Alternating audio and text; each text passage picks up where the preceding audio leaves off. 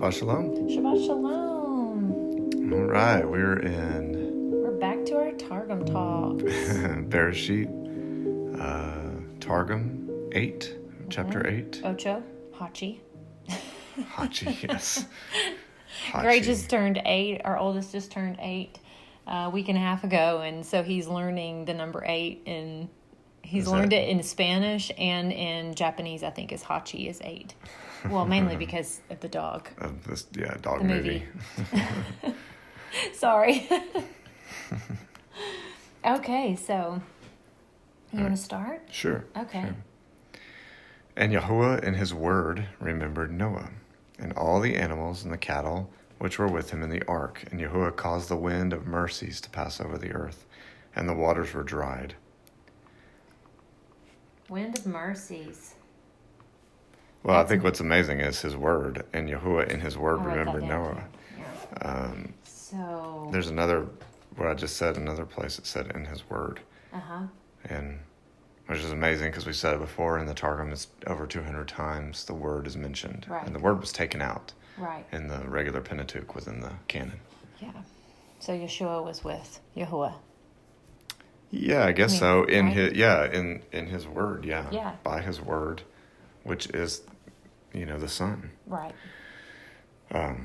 So I guess, I don't fully understand, and I don't think any of us really fully understand how that works, I mean, I know a lot of Trinitarian people would say, well, he is the Father, Mm-hmm. So, which I don't really believe, but so, I don't really know how all that works. I don't think any of us really fully understand that. Yeah. So. There's a lot of opinions. Of course, yeah. I mean, I guess they've been trying to figure out the aspects of Elohim for thousands of years, right? Yeah. And trying to, but I'm not going to subscribe to any church doctrine that tells me this is it, when I know there's other things that point to the opposite. Mm-hmm. Can I as a man really know Yahuwah? Mm. I don't know. I don't think so. Not right now. Not right now. Maybe one day we can. Mm-hmm. But anyways, I'll keep reading. Yeah. And the fountains of the deep were shut up, and the windows of heaven, and the rain was forbidden to descend from heaven, and the waters returned from being on the earth, going and returning, and the waters were minished. I wonder if that should say diminished. Yes. Okay. The waters were minished at the end of 150 days, and the ark rested in the 7th month, which is the Mount of Nisan, in the 17th day of the month. So it rested around the time of, would that have been around the time of the Feast of Trumpets? 7th month? Or? Well, during Sukkot. Oh, Sukkot, yep. Okay. Sukkot starts in the 15th of the 7th month. The other thing I think is interesting, it says the fountains of the deep. So where are these fountains of the deep? Mm-hmm. We're shut up in the windows of heaven, Yeah. So, I mean, this is where the firmament was placed, right? In between the waters. Right. So you had a firmament. It was kind of like a big air bubble or something. I mean, he took a whole day to create the firmament. So Yahuwah put the firmament, this like space, not space like this area, not space as in outer space. Right. But this area in between two layers of water to separate the waters from above from the waters below. So you have the deep, the fountains of the deep, which is the waters below, right, and the windows of heaven. So the rain, the water above, there's water up there, tons of water, and there are these gates and windows that he can open up to let water in, which is so crazy because no scientist in the world believes that. No. Not many people believe that, but that's what this says. Like, if we believe the word, we have to believe there are windows up there that open up and allow, and people it's not a metaphor. Well, people would say, it's metaphorical, but is it really? Like, it actually tells you what the firmament is. It says it's hard, and it says it's made out of molten glass, and that Yahuwah beat it out like as metal, like beating out metal. Wow. Like trying to flatten out metal. I can imagine kind of like a Jamaican drum, kind of like, beating it out, like having to like shape this piece of metal. Smooth it and and then it's placed to divide the waters from the waters. Yeah. Let's read. And by the way, there's 7 firmaments. Yeah. But anyways, Well, no, I was just saying, let's just read and believe it for what it says. Let's not try to make it into something more symbolic than what it actually could just be windows. Yeah. You know, the windows of heavens were stopped. You know, they were restrained. Mine says they were restrained. Yeah, I mean, was Yahusha in the grave for 3,000 years? Because it says 3 days, but that could have been metaphorical. It could have been 3,000 years since a day in Yah's eyes are 1,000 years, right? Yeah, it's true. So, I mean, we can question this all day long. And if we don't believe for what it says, then everything's metaphorical. Yeah. And the Bible does use simile, but it tells you, it says as. Yeah. It says, something is as this, Right, it'll tell you. Mm-hmm. Anyways, upon the mountains of Cadron, the name of one mountain is Cadronia, and the name of the other mountain is Armenia. And these was builded the city of Armenia in the land of the east, and the waters went and diminished until the 10th month, the month Tammuz. So this is interesting. I mean, just right off the bat, you see Tammuz, and that's Babylonian. That's when the months were changed after the exile in Babylon. Right. Because obviously, Tammuz is a false god. Mm-hmm. So, which I hate even saying those, names. Yeah, those names. We're not supposed to in Torah. Yeah. You're not supposed to speak of these gods, small g. Mm-hmm. But. Or you could just say T dash dash dash dash. Yeah. Yeah, the same. Little g. Yeah. So you the don't same say. Tammuz that you worship during Lent. Wow. The weeping for Tammuz is 40 days during the same season. I used to do Lent too in Christianity. Oh yeah, we used to just for fun. Yeah. I don't know why we were even. Just why we to never fast, or just to give something up. Not fast, but to give something up. You know? But it goes back How to is weeping that in Scripture? it goes back to weeping for Tammuz, and then right before is the feasting and debauchery on Fat Tuesday, before Ash Wednesday, and you go. It's just so. Pagan. It's very pagan, and it has a lot of pagan roots. But it's been adopted by Christianity, and it, we can say, it really, we're worshiping Christ. Mm-hmm.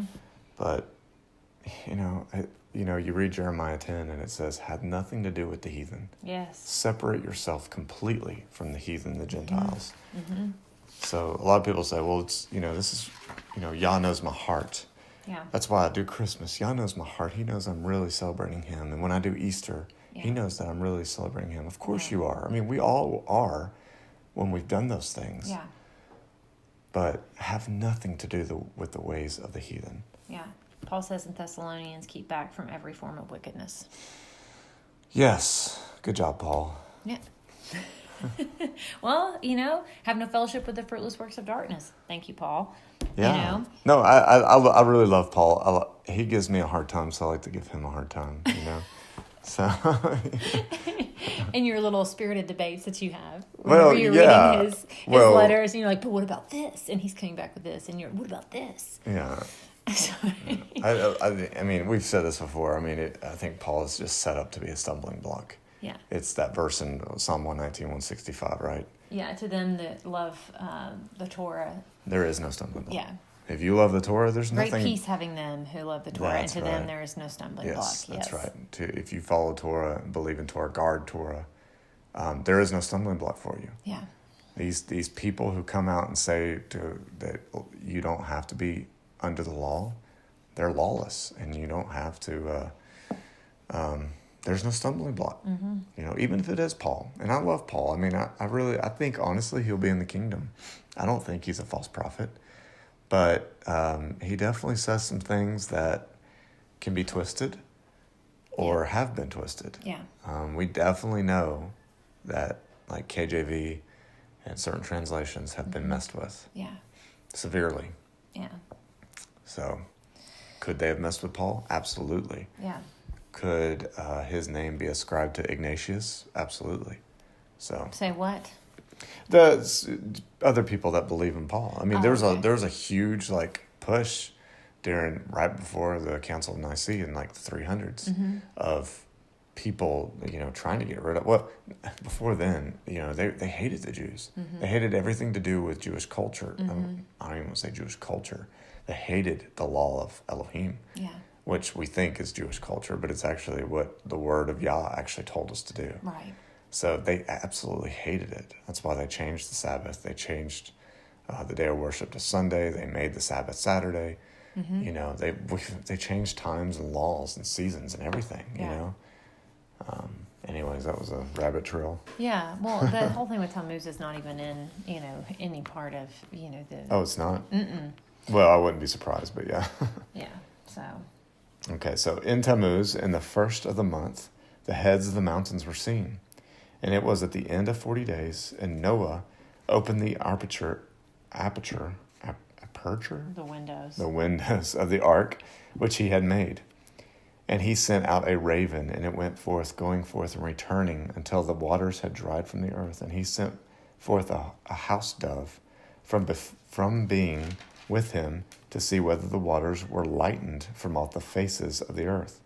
And the dove found no rest for the sole of the foot, and returned unto him to the ark. And he knew that the waters were yet upon the face of all the earth. And he reached out his hand and took and brought her unto him into the ark, and he prolonged yet 7 days. And again he sent the dove from the ark, and the dove came to him at the evening time, and behold, a leaf of olive gathered, broken off, she brought in her mouth, and which she had taken from the mount of Mashiach, which is amazing. So the dove took a olive branch from the mountain of Mashiach. From the mountain of Messiah. Yeah. I don't know. Is it Mount Moriah, Mount Zion, Mount of the Congregation? Yeah. Where did they go? I don't know. That's incredible. I would love to do a study on these mountains. Jubilees mentions there's 4 mountains that are special to Yah. Wow. And to know where these mountains actually are, because I don't believe they are the same mountains that we know today. You know? There was something that I wanted to share as soon as you kind of came to a stopping point around the dove and the raven, that just the conversation that Noah has in Jasher 6, Noah opens the windows of the ark, and he called out to Yahuwah and said, "O Yahuwah, who did form the earth and the heavens and all that are therein, bring forth our souls from this confinement and from the prison wherein you have placed us. For I am much wearied and sighing." And I shared this, I think, in our chapter 7 Targum talk, but just how this picture is painted differently in Jasher at least. Oh yeah, it was horrible, right? It was just, they thought they were all going to die. And I have, you know, I don't know, there's something within me that says, yeah, this was probably not as easy as it seems in Genesis, you know, as the Bible stories are told to us in Sunday church. But Yahuwah hearkened, it keeps going, it says, Yahuwah hearkened to the voice of Noach and said to him, "When you shall have completed a full year, you shall then go forth." So imagine yourself in prison. He uses the word prison and confinement. And above that, it talks about there was great anxiety. I shared this in our last Targum talk. There was great anxiety on the ark among all these creatures. And they were terrified. You know, they were terrified, and Noah and his sons were crying and weeping of their troubles. I mean, they were afraid. He even says that they thought they were reaching the gates of death on the ark. Yeah. So all of this is happening, and he's crying out to Yah, just, you know, thinking about our own situation here. And Yah's not like, no, you did everything I asked, and then some, and you've cared for these animals for how many days was it? 150 days plus whatever. But he says, you're going to have to sit here for another full year. Now, whatever that looks like in Yah's timetable, but a completed full year before I'm going to let you go forth. I don't know. I think about myself, you know. There's a reason. There's a reason why Yah left him on that ark and his family. Yeah, he didn't immediately just deliver him. Yeah, it was like he delivered him in his timing, but not Noah's timing. And it's a hard thing to understand. I mean, his ways are so much higher than ours, right? Yeah. And Job, remember you were reading Job, yes, the Testament of Job, and he was in his what I'm trying to say, torments for 7 years. Yeah. 7 years he sat at the gates, being infested with worms, and basically looked like he had leprosy, and like his flesh was falling off of him, and he sat there for 7 years in that state. Anyways, so you That's can keep amazing. reading, but that's just such, I think, an important part to share about this whole story, and how little we truly know about what was going on. Yeah. But praise be to Yah for giving us a book like Jasher and the Targum, and some of these older translations to shed light on what was really happening. Well, Jubilee sheds a lot of light on the different times when this happened, and the different new moons on which each day happened, and it kind of set forth the reasons for resting on new moon days and setting them apart. Right. Of course, it only gives 4 that you're supposed to set apart. It's the only, I think, law that that I think is out there on really in your face, like telling you to do something on a new moon day. Yeah.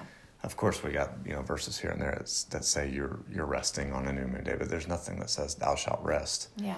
On a new moon day, except for in Jubilees. It gives 4 specific new moons to rest on. That's awesome. Because of Noah. Yeah, because of Noah.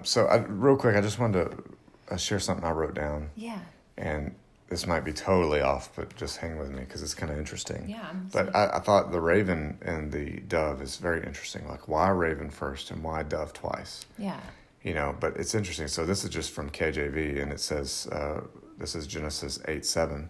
And he sent forth a raven, which went fro to and fro until the waters were dried up from off the earth. And I don't remember what verse this is, but it talks about Hasatan going to and fro, seeking whom he may devour. Is that Ephesians? Ephesians, yeah. Mm-hmm. So I feel like this is kind of like maybe not, but it could be a reference to Hasatan going out to and fro upon the earth. Yeah.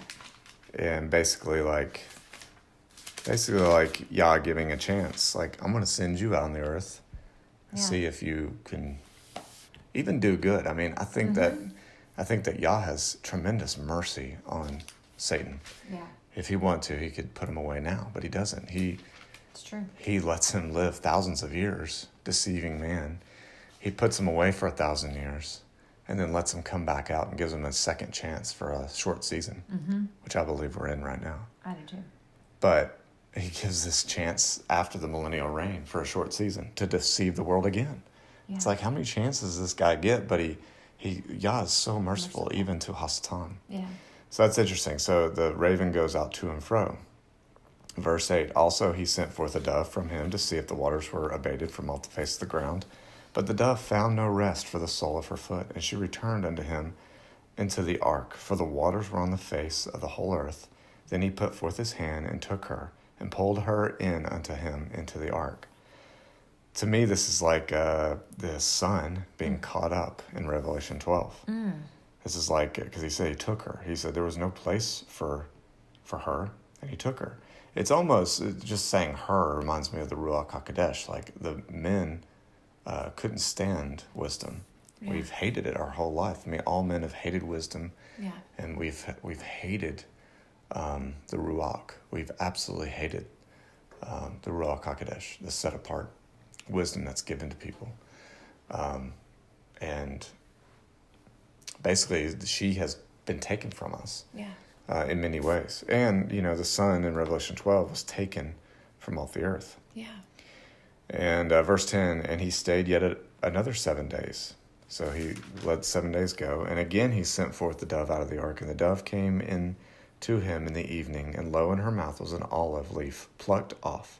So Noah knew that the waters were abated from off the earth. So this is just interesting. This, to me, was the taking of the harvest off the earth. When Yeshua comes back to reap his harvest. And we get to tabernacle with him in the third heaven, in paradise. And I just think this is interesting because there's a lot here. I mean, I could go into like being taken off the earth. It's almost like if New Jerusalem has been here on the earth during the millennial reign, it's taken now back up to the third heaven. Anyways, just something crazy to think about, like why the raven, why 2 doves? Yeah. Why is this even mentioned? To me, this is unimportant.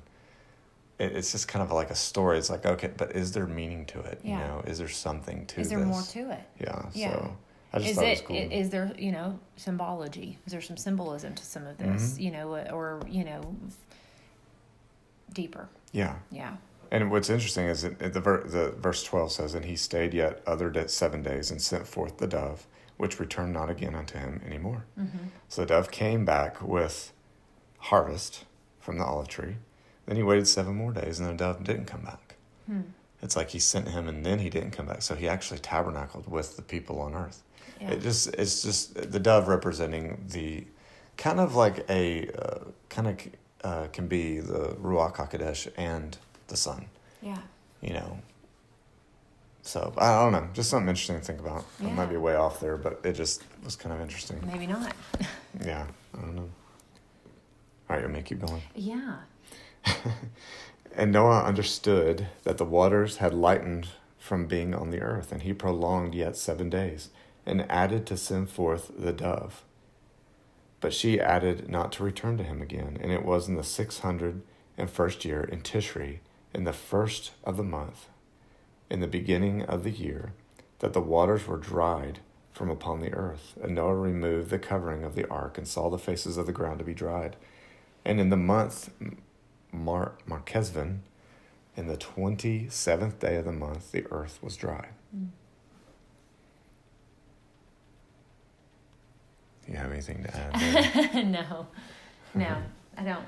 All right, I'll keep going. And Yahuwah spake with Noah, saying, "Go forth from the ark, thou and thy wife and thy sons." Who, the wife? Is this Haman? Or what was her name? Naamah. Naamah, yes. And thy sons, this is what, Ham, Shem, and Japheth. Mm-hmm. And the wives of thy sons. Cham and Shem. With thee, every living animal that is with thee, of all flesh, of fowl and of cattle, and every reptile that creepeth on the earth, bring forth with thee, that they may produce in the earth, and spread abroad, and multiply on the earth. And Noah went forth, and his sons, and his wife, and the wives of the sons with him. Every animal, every reptile, every bird which moveth upon the earth, according to its seed, went forth from the ark. And Noah builded the altar before Yahuwah, that altar which Adam had builded in the time when he was cast forth from the Garden of Eden, and had offered an oblation upon it. And upon it had Cain and Abel offered their oblations. But when the waters of the deluge descended, it was destroyed, and Noah rebuilded it. And he took of all clean cattle and of all clean fowl and sacrificed 4 upon that altar. And Yahuwah accepted his oblation with favor. And Yahuwah said in his word, "I will not add again to the curse the earth on account of the sin of the children of men. For the imaginations of the heart of man is evil from his youth.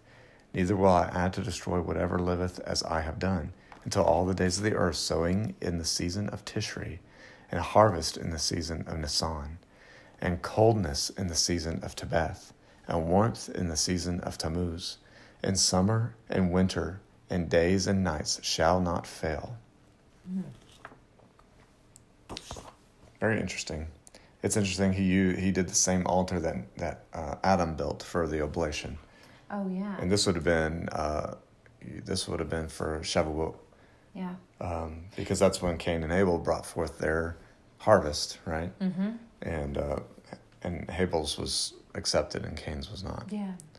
And just to add to that, in Jubilee 6, which we look, Jubilee 6, Shavuot, so much there, but it says on the new moon of the 3rd month, he went forth from the ark, built an altar, and he made atonement for the earth, and took a kid, and made atonement by its blood for all the guilt of the earth, for everything that had been on it had been destroyed, save those that were in the ark with Noah. And he placed the fat thereof on the altar, and he took an ox and a goat, and I think it goes into talking about that a little bit, maybe. And a sheep and kids, and salt and a turtle dove, and the young of a dove, and placed a burnt sacrifice on the altar, and poured thereon an offering mingled with oil and sprinkled wine, and strewed frankincense over everything, and caused a goodly savor to arise acceptable before Yahuwah. So, just, details. We'll skip ahead to verse 17. Sure.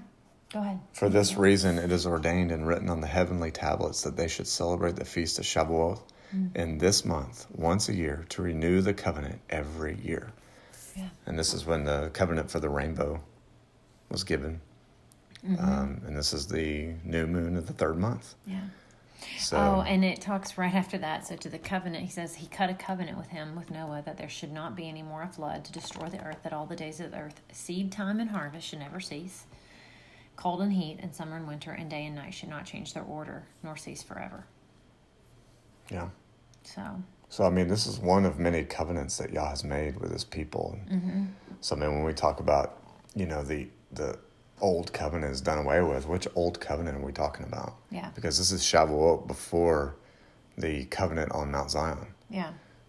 Well, and Noah was also swearing. He swears, he and his sons, to Yahuwah. He cut a covenant before Yahuwah that they would not eat anything with blood in it. Yeah. So this is that what in Torah that was given to Moshe. Absolutely, it's in Leviticus, it's in Deuteronomy, and it's exactly what Paul is telling the new converts, the Gentiles, to do in Acts 15. And I just want to say that it's which it says which Yahuwah made with them forever. Forever, yeah. So. He made it forever. So I mean, this is the, and if this old covenant of doing Shavuot, which is a feast of Yah, if it's done away with, this covenant that was to be renewed year by year was dedicated and proved by the rainbow. Yeah. So we still have rainbows today. Yeah. And so that to me how can we say, well, it's done away with, but we still got rainbows. It's still the way that Yah cut this covenant for Noah. It's a sign given to him. We can't have our cake and eat it too. We can't say it's been done away with, but then say, oh, we love the rainbow, it's a promise. Well, Yeah. there was things for the promise. And that's all a covenant is promise, right? Yeah, that's right. In verse 14 of chapter 6 of Jubilee says, and for this Torah there is no limit of days, for it is forever.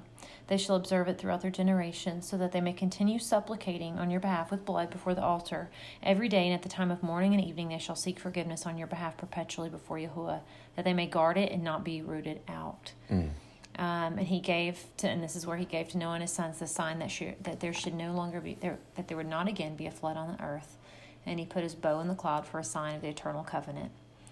And then the verse about Shavuot. So, it's eternal. It's forever. And the Torah existed, pre-Moshe, Yeah. Well, I mean, you had, here we had the altar, in the Targum, they talk about the altar built by Adam, which Cain and Abel offered their sacrifices. This is the same thing if you read, is it the book of Adam and Eve? That talks about this is Shavuot, this is the harvest, the bringing in of the harvest and dedicating it to Yahweh. Yeah.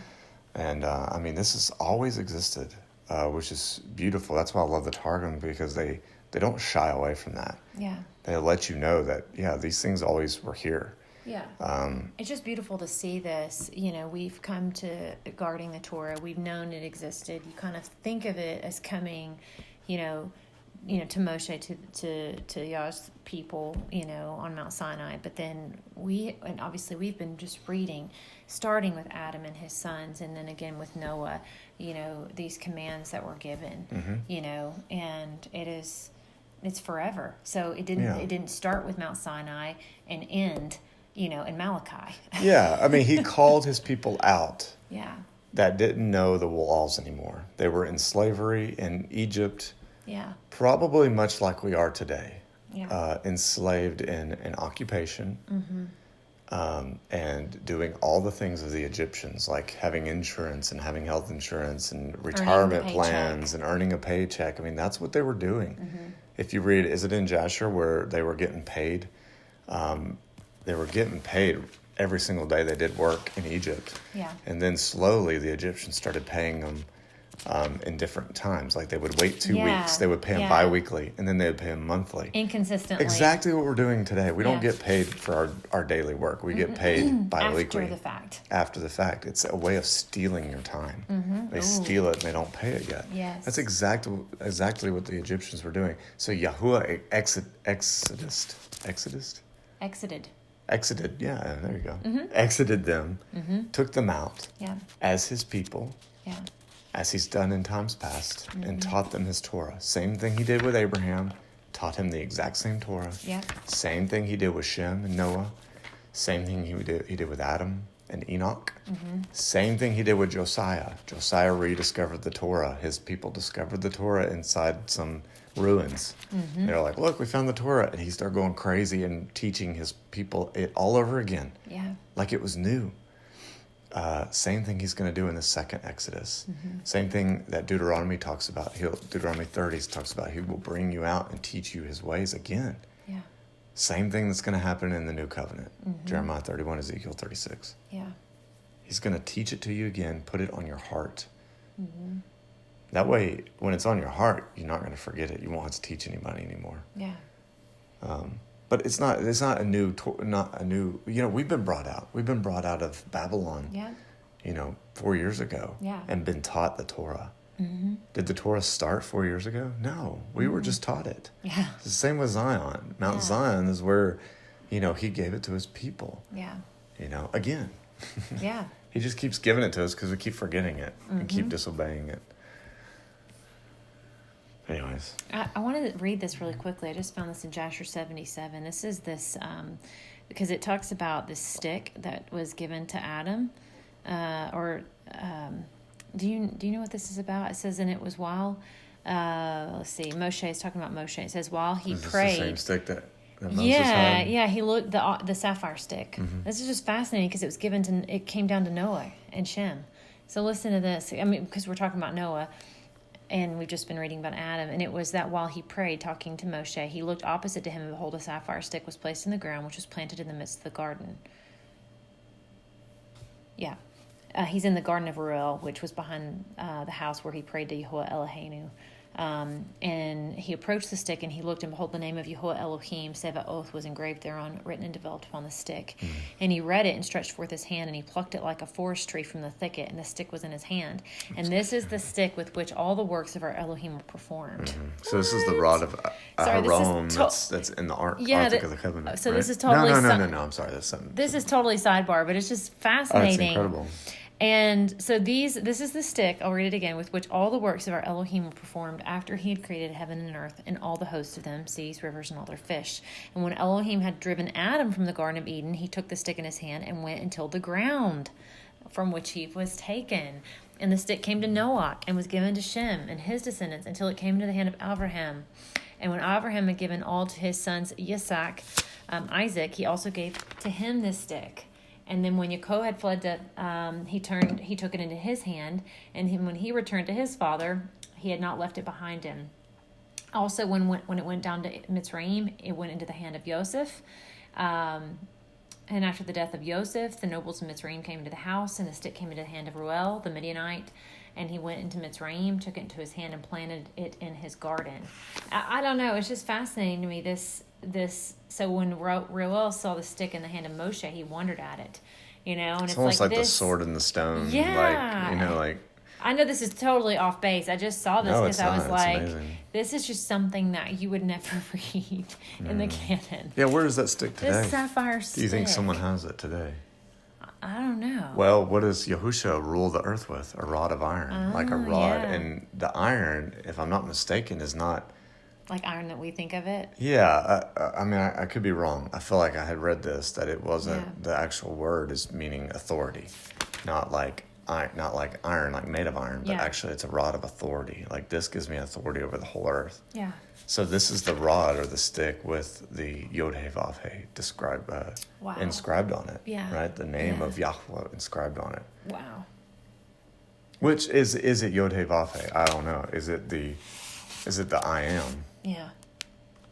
I was reading that recently, the I am being the Ishayah or whatever it's called. Ishayah being that's my name forever. Yeah. Well, I didn't mean to take us on that little detour, but it's not a detour. We're done with that's an amazing thing. And the same thing with the vestures of power. What is that? The robe that I want to say Enoch had. It's throughout Scripture the same thing. The same robe that Joseph wore, the coat of many colors, dipped in blood. And the same thing that Yahushua will wear at the end. If you read in Revelation, he comes with a linen robe dipped in blood. It's this this robe that has been transferred throughout humanity. Oh, it's also priesthood, maybe? Is it priesthood related? I think so, but it also comes from Noah had it, and that's what Ham stole from Noah, and Nimrod ended up getting it from Ham. Wow. And so when Nimrod had it, he used it it gives you power, and I think that's why he was called the mighty hunter, because he wore this robe. It's right here, the garments. Oh, really? Garments given to Nimrod. Yeah, there you are. Yeah. Uh-huh. So this is in Jasher 7? Yeah, Jasher 7. Yeah, so Methuselah, Noah took them and brought them to the ark. Yeah, at the death of Methuselah, go ahead. So Noah got the garments from Methuselah. So the garments of skin, which Elohim made for Adam and his woman. Okay, so it started with Adam, which, by the way, the Targum, if I'm not mistaken, the Targum says it's snake skin. It's the skin of the snake. Oh my goodness! That deceived Eve. Yes. So Yahuwah stripped the snake of its glory, which the snake was to be was talked about as being one of the most beautiful creatures that Elohim had created. Of course, I don't know if that's the same snake we see today. I'm sure it had wings. Yeah. Possibly. Did it have feet? Possibly feet and hands and wings. I think we read that, though. And it was beautiful. And it was probably brightly colored and amazing. I mean, but yeah, he strips let's just go back to it. Well, you can read that. You can read that. Well, yeah, I mean, now we're just off on some crazy little tangent, It's but this crazy, is though. fun. So it says in Jasher 7, it's talking about the garments of skin which Elohim made for Adam and his woman when they went out of the garden were given to Cush. For after the death of Adam and his woman, the garments were given to Hanok, the son of Yered. And when Hanok was taken up to Elohim, he gave them to Methuselah, his son. And at the death of Methuselah, Noah took them and brought them to the ark, and they were with him until he went out of the ark. And in their going out, Cham, or Ham, stole these garments from Noah, his father, and he took them and hid them from his brothers. And when Ham begat his firstborn Cush, he gave them the garments in secret, and they were with Cush many days. And basically, then Cush had Nimrod, and he gave them to Nimrod. And it's funny, it says Nimrod became strong. Not funny, not ha-ha funny, interesting. Nimrod became strong when he put on the garments, and Elohim gave him might and strength, and he was a mighty hunter in the earth with those garments. Okay. So, and he delivered all the enemies out of Nimrod's hands, and he prospered from time to time in his battles as he reigned on the earth. And so also, I mean, Nimrod is the one prophesied to come back. So there's a lot pointing to Gilgamesh, which is a Nephilim giant, before the flood being the return, or Nimrod being the return of Gilgamesh. And also Nimrod dies and is prophesied to come back, if he hasn't come back already, in one of the Caesars. Could be Epiphanes, could be any of them, I don't know. Yeah. But he, it's prophesied to come back in the end to be Gog and Magog, for the Gog and Magog war. But Nimrod, I mean, we know that Nimrod was, built the Tower of Babel. But the whole reason for building the Tower of Babel was to go and kill Yah. Yeah, it was to build it up to the heaven to kill Yahuwah. Yeah. And that's what they wanted to do. There is I just ran across this the other day, but there is a Roman historian, I'll take that with a grain of salt, but a Roman historian back in some of the first centuries, and he's writing about seeing the Tower of Babel, the leftovers of it. So there was parts that were left over, and he said that it was huge, but it didn't look big. So when you walked up to it, it was the base, all you could see was the base, because everything had been destroyed by Yahuwah. And you get that in Jasher. Right. Jasher tells you he destroyed it in 3 ways. But there's the base of it is left, and it is, he said, I can't remember. It's crazy. The Tower of Babel is not what we think it is. It's just amazing. It was built to go up to heaven, to the firmament, and to kill Yahuwah. Yeah. That was Nimrod's goal. Will we get there in Genesis? Because I know in Jasher talks a lot about the Tower of Babel. Oh, yeah. I mean, but I'm saying I definitely want to save some of this for that conversation, because I learned so much in the building of the Tower of Babel, and when Yah basically fights Nimrod and his army. So anyways, so yeah, that was interesting, kind of learning about the sapphire rod, and then these garments, that were passed down. Yeah, passed down. But I mean, you get to the very end of Revelation, and you see Yahushua wearing a garment dipped in blood, and you also seeing him ruling the earth with a rod of iron.